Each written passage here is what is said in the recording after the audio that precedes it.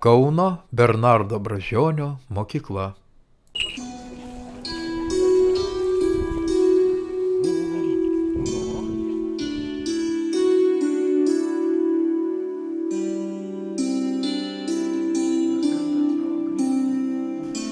Su mokiniais pasodinome ąžuoliuką ir šventės metu nusiprausėme vandeniu, pagerbėme Deivę žemyną, delnai siekėme žemę ir 3 kartus sakėme laba, laba.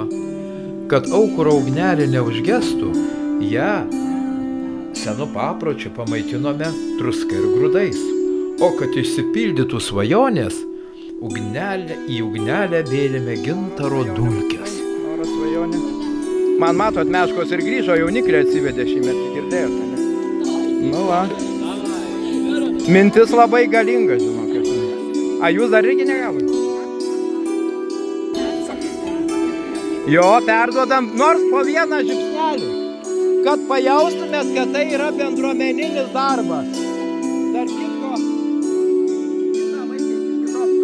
Dabar stop, palauk, kad bus susigeria. Žinok, čia labai bus snugi, bet gerai. Palaukiam, kol susigeria. Gal nori dar? Ąžuolė, Lietuvos miškų pažyva. Įleis šaknis ir būk stiprus kaip Lietuva.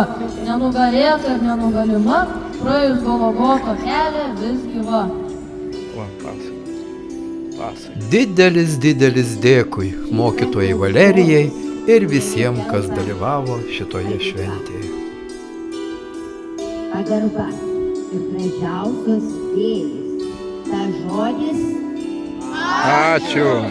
Ačiū.